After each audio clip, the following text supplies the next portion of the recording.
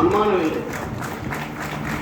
అంటే మీ మీ యాజమాన్యానికి కానీ లేకపోతే స్వామివారికి కానీ ఈ అర్చక స్వాములకు కానీ వీళ్ళందరికీ మీరందరూ కూడా సత్య సంకల్పం అంటే సత్య సంకల్పం ఎలా వస్తుంది అంటే పరిశుద్ధమైన మనస్సు ఉంటే వస్తుంది. పరిశుద్ధం అంటే దీనిలో స్వార్థం ఏమీ లేకుండా మనస్సు గురించి చెప్పుకోవాల్సి వస్తున్నాం కాబట్టి మనస్సు గురించి ఒక విషయం చెప్పుకొని అంటే మీరందరూ కూడా అంటే దీనిలో పాల్గొన్న వాళ్ళందరూ కూడా ఏమాత్రము స్వార్థం లేకుండా ఏమాత్రము సంస్కారాలు లేకుండా పరిశుద్ధమైన మనస్సుతోటి మన కోసమని కాకుండా పరమాత్మ బాగుండాలి. మనకు సాధారణంగా మన సిద్ధాంతం ఏంటి అంటే పరమాత్మ బాగుంటే మనందరం బాగుంటాం. పరమాత్మకి పల్లాళ్ళు పాడతాం, మనం మంగళాశాసనం చేస్తాం. పరమాత్మ మంగళాశాసనం చేసి ఇదంతా కూడా పరమాత్మకు సమర్పించేస్తాం. ఇదంతా మనం తీసుకోం. ఈ చేసిన ఫలితం అంతా ఈ పరమాత్మకి ఫలితం అంతా సమర్పించేస్తే ఏమవుతుంది అంటే పరమాత్మ బాగుంటే మనందరం ఆయన పరమాత్మలో భాగమే కాబట్టి ఆయనలో అంశమే కాబట్టి మనమందరం బాగుంటామని మన సిద్ధాంతం సంప్రదాయం. ఆ రకంగా మనందరం కూడా వీరందరూ కూడా ఈ రకమైన 3-8 రోజుల కార్యక్రమాన్ని ఈ రోజుల్లో ప్రారంభిస్తే ఇది మీరు ఎప్పుడో అనుకుంటారు, ఎప్పుడో ప్రారంభించుంటారు. ఇది బాలరాముడు అయోధ్యలో ఏ రోజు ప్రతిష్ఠ చేయబడ్డాడో దాంతో సింక్రనైజ్ అవ్వడం అదే పెద్ద తాత్కాణం. మీ సత్య సంకల్పులు అని మీరు మీకు ఇది తాత్కాణం ఏమిటి అంటే బాలరాముడు అయోధ్యలో ప్రతిష్ఠ అవ్వడం వాళ్ళు ఎప్పుడో అనుకున్నారు. ఇద్దరు ఒకేసారి నిర్ణయించుకోలేదు. మోదీ గారును మీరును ఇదే రోజు మనం ప్రారంభిద్దామని అనుకోలేదు. ఈరోజు ఇదే రోజు ప్రతిష్ఠిద్దామని మీరు అనుకోని ఉండరు.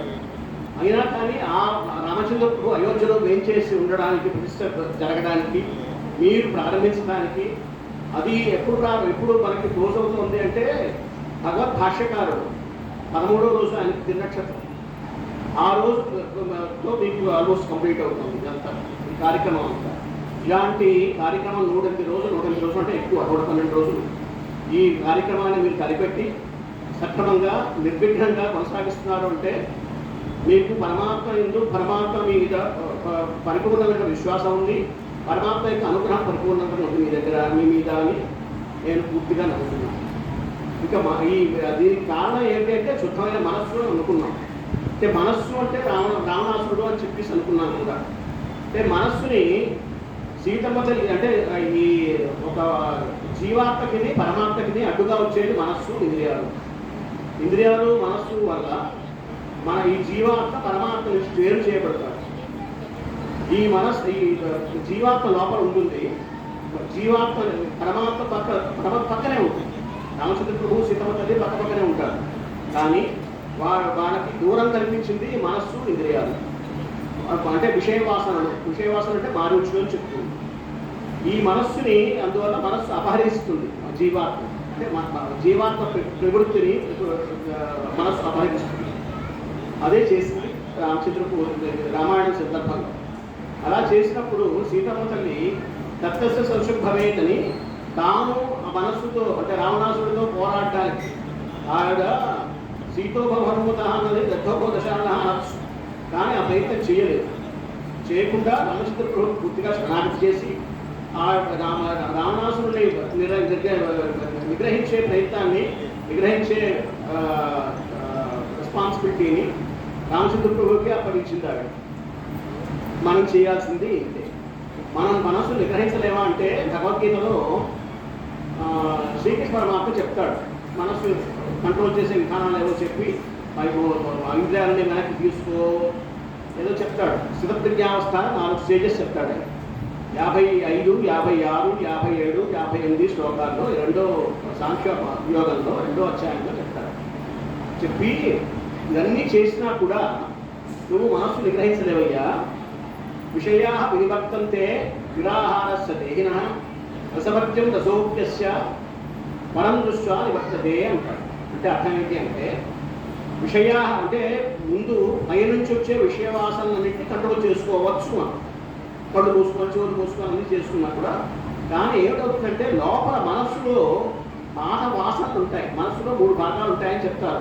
మన చిత్తము, బుద్ధి, ఆలోచన సరళి అని. ఆ వివరాల్లో మనం ఇప్పుడు వెళ్ళక్కర్లేదు, కానీ ఆ చిత్తంలో అది సూడ్ హౌస్ ఆఫ్ థాట్స్ సంస్కారాలు, పాత జన్మలు, ఎన్నో వేల కోట్ల జన్మల సంస్కారాలు మన మనసులో ఉంటాయి. వాటన్నిటి ఇన్ఫ్లుయెన్స్ను మనం నిగ్రహించుకోలేము. అందువల్ల మనస్సు మనం నిగ్రహించలేము. కాబట్టి మంచి పరం దృష్ట్యా నివర్తదే. రసభజ్యం అంటే ఆ నమస్కారాల ఎఫెక్టివ్ ఇన్ఫ్లుయెన్స్ ఉంటుంది. కాబట్టి వాటిని మనం నిగ్రహించుకోలేము. కాబట్టి నువ్వేం చేయాలంటే పరం దృష్ట్యా, పరమాత్మను చూడు. పరమాత్మ ఎలా చూడాలి? సర్వధర్మాన్ పరిత్యజ్య మామేకం శరణం వ్రజ అహంగా సర్వపాపేభ్యో మోక్షయిష్యామి మా అంటాడు. ఆఖరి 65వ శ్లోకం 18వ అధ్యాయం మొట్టమొదటి విషయాన్ని చెప్పి ఆఖరిని నువ్వు నాన్ను పట్టుకో, శరణాగతి చెయ్యి అని అమ్మమ్మ అని చెప్తాడు. సీతమ్మ తల్లి అదే చేసింది. అంటే భగవద్గీతలో చెప్పిన విషయాలన్నీ కూడా రామచంద్ర ప్రభు సీతమ్మ తల్లి చేసి చూపిస్తారు. ఆ రకంగా సీతమ్మ తల్లి శరణాగతి చేయడం, రామచంద్ర ప్రభు లంక మీద అక్కడ దండెత్తి ఈ రావణాసురుడిని నిగ్రహించే ప్రయత్నం జరుగుతోంది. నిన్నటి కథలో ఎంతవరకు వచ్చామంటే రావణాసురుడు రామచంద్ర ప్రభు బాణాల ధాటికి తప్పుకోలేక వెనుదిరిగాడు. అతను వెనుదిరగలేదు, అతని సారథి రథాన్ని వెనక్కి తిప్పాడు. ఆ సారథి రథాన్ని వెనక్కి తిప్పితే రావణాసుడికి కోపం వచ్చి నాకు తగిన యోధుడు నాకు ఇప్పుడు దొరికాడు, అలాంటప్పుడు నన్ను దాటితో యుద్ధం చేయకుండా నాకు ఇలాంటి అవమానం తెచ్చిపెట్టావు, నేను యుద్ధం చేయకుండా నాకు చాలా పాపం. అంటే వాడికి అహంకారం, రావణాసుడికి పెద్ద ప్రాబ్లం ఏంటి అంటే అహంకారం. అహంకారం వాడు దెబ్బతిన్నది. సారథి వెనక్కి రథాన్ని తిప్పితే ఆ రావణాసుడు ఇది అహంకారం దెబ్బతిని, ఇంకా నా రథాన్ని ఎందుకు వెనక్కి తిప్పావు? శత్రో విఖ్యాత వీర్యస్య రంజనీయస్య విక్రమై అశతో యుద్ధరుద్ధోహం కృత నా పురుషస్మయ. నాకు తగిన శత్రువు ఇప్పుడు దొరికాడు, వాడితో యుద్ధం చేయాల్సిన అవకాశం నాకు వచ్చింది. అలాంటప్పుడు నువ్వు ఆ యుద్ధం చేయకుండా వెనక్కి తిప్పేసావు నన్ను, అందువల్ల నాకు అవమానమైంది అన్నాడు. నివర్తయర్థం శీఘ్రం యావన్నోపైతి మేరికు ఎదివా చుష్టో వాసి స్మత్యంతే ఎదివా గుణ. వెనక్కి తిప్పు రథాన్ని, నేను యుద్ధం చేయాలి రాముడితోటి, వాడిని నిగ్రహించాల్సిన అవసరం నాకుంది, నా గొప్పదనాన్ని ఎస్టాబ్లిష్ చేసుకోవాలి అన్నాడు రావణాసుడు వాడి సారథితో. ఏవం పురుషముక్తస్తు హితముచ్చిన బుద్ధిన అబ్రవీత్ రావణం సూతో హితం సామనయ ప్రచ. అప్పుడు నా సారథి రావణాసుడికి ప్రత్యుత్తరం ఇచ్చాడు. నభీతోస్మి నమూఢోస్మి నోపజప్తోస్మి శత్రుభి న ప్రమత్తో నవిస్నోహో విస్మృత నచ సత్ప్రియ. నేనేం మూఢుని కాదు, నేనేం విరితప్పుగా ఈ పని చేయలేదు. నువ్వు పూర్తిగా వివసుడు అయిపోయినావు, విరధుడు అయిపోయినావు. అలాంటి పరిస్థితుల్లో నిన్ను రక్షించుకోవాలంటే రక్షాన్ని వెనక్కి తిప్పుకోవాల్సిన అవసరం నాకుంది. మయాతుకామేన యశస్య పరిరక్షిత స్నేహస్కన్న మనసా ప్రియం ఇచ్చప్రియం. నీ దానికోసమే ఈ దాన్ని కోరుకునేవాడిని నేను, అందువల్ల నీ దాని కోసమే నేను ఈ రథాన్ని వెనక్కి తిప్పడం జరిగింది.